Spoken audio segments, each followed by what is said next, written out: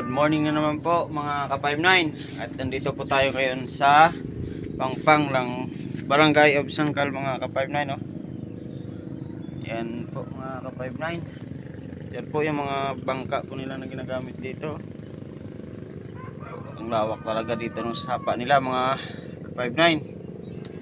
At pumunta po dito kasi pupuntahan ko po yung tsuhin ng asawa ko mga ka-59. Yung sa mga alaga niyang mga manok at saka yung mga pabo mga ka-59, nandito po siya. Nakita nyo rin ito dati nung binablog ko po mga ka-59. At ngayon babalikan po natin yung alaga niyang mga hayop po mga ka-59. Dito po siya ngayon kasi kukuha raw sa ano to, itlog mga ka-59. Yan po, nandito po tayo ngayon no, sa mga alaga niya. Yan po yung mga alaga niya oh.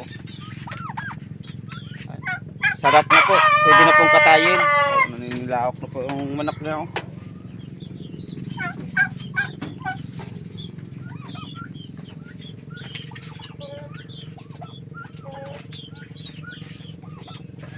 Oh, ang lalaki na po yung mga alaga niya, mga ka-59.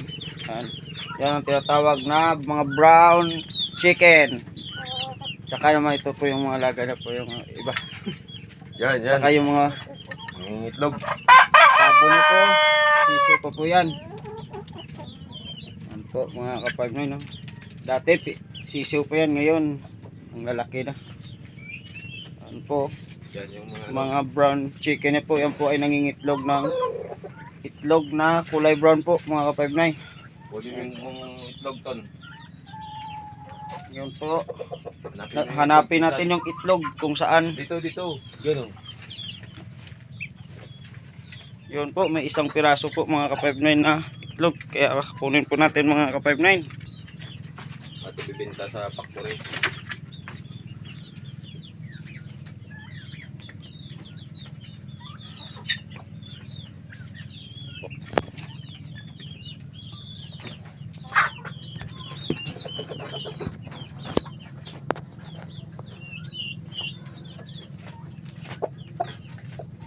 May block sa dyan. Block sa araw sa gilid lang daw. Araw. Si babaw nan.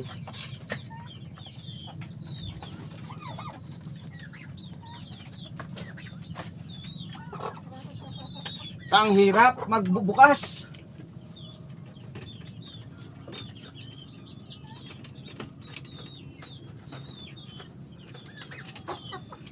Baw gitok na mo gidya. Ar lang yung sa gilid job niya. Ay, ini lang oh. Ini lang gali ang lock. Mahirap talaga ka-59 pag wala kang ganito. Ang hirap. At isang piraso lang po yung nakuha namin yun mga ka-59. Ito po, tinatawag na brown egg mga ka-59. Yan pa dun. At meron pa daw. Punta natin dito kung saan pa.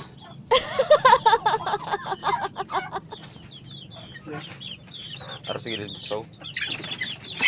Araw nagkakabit na nga. Kabe prime kamabe ya. Yan.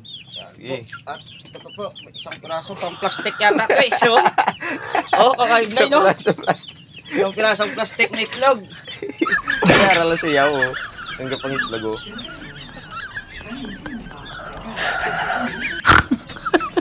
Mga ka-59 no? Tatlo. Puta prime kamabe. At saka isang plastic na itlog ka-59 no? Ang hindi talaga maglagay. Pati itlog na plastic nilalagay po mga ka-59. Ito po, 3 piraso po yung nakuha namin. Ito po.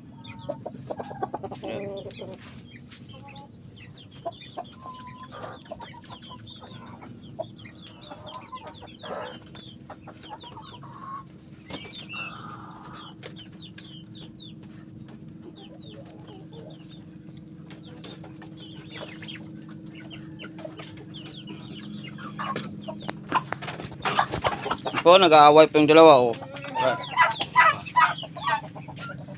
Hindi na dito dun. Ano dyan na? Din. Ano na? Tatlo tanan. Oh. Abi ko apat, abi ka tatlo mo nakuha. Tatlo lang. Po, sarado muna namin mga kaibigan yung ano, ang hirap kasi isirado to.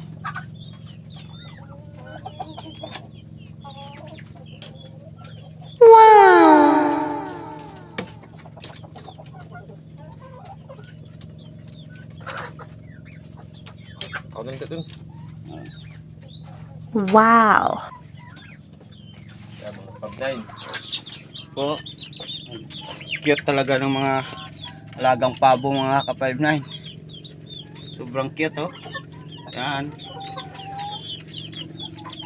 Saka ito naman po yung mga manok na mga Bisaya po na tinatawag dito sa amin. Ang sarap tulahin yan po pag mayroon kayong mga papaya saka malunggay mga ka-59. Ito pa lang po yung alaga niya, pero balang araw dadami rito po. Yeah. Ayun, ito po yung mga malalaki na po, yan. Po.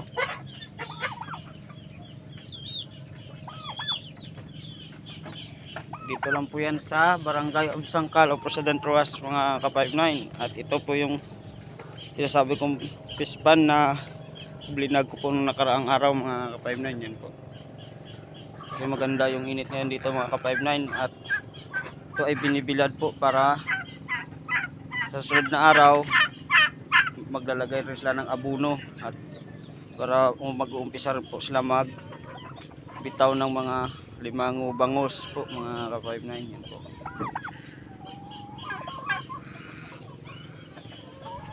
Po yung bantay niya po pupunta po dito.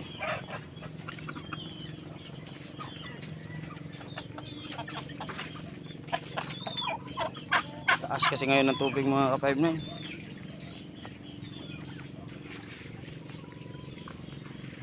Ito po yung lugar ng Sangkal po. Dagat po kasi yan dito eh.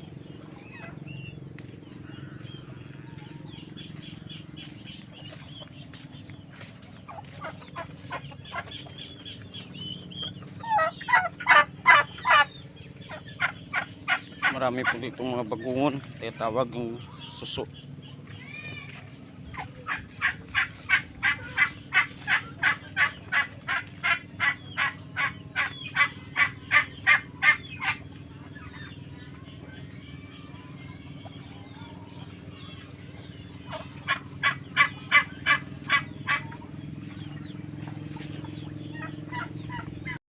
Yan po, pinapatuka po namin yung mga alaga niyang pabo mga 5'9", no.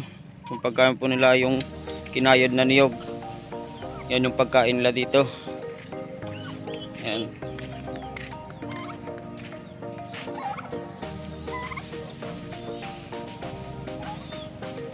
Kaya ngayon po ay babalik na rin po kami sa bahay po mga ka-5'9" at maglalakad pa po kami. Po, uwi na po kami mga ka-59 at tapos na po kami magpatuka ng mga alaga ng yung mga ka-59.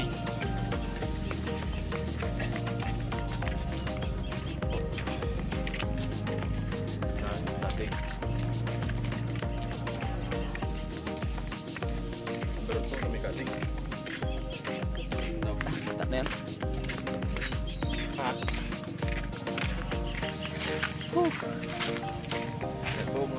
Mainit kasi dito ngayon.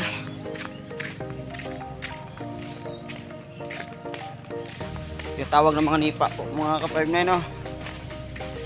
Nagawa na yan. Ito pong ginagawa kung wala kayong yero sa bahay nyo, dito po ginagawa po ito. Yan po ay tinatahi po ng marunong gumawa ng tawag dito nipa. Yan po ay ginagamit pong bubong mga ka-59. Oh, ang init po ngayon. Ngayon kasi init eh. Oh, pabalik na po kami. Malapit na po kami ngayon.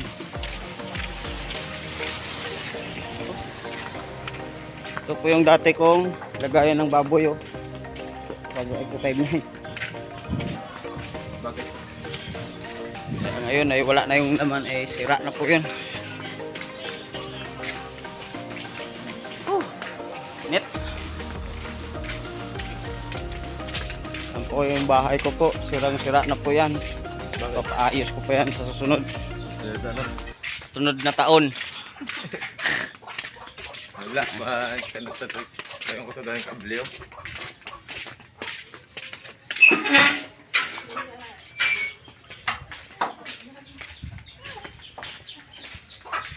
Ay, nako.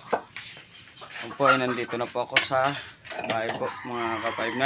At hanggang dito na lang po yung pag-vlog ko. At maraming salamat po. And thank you.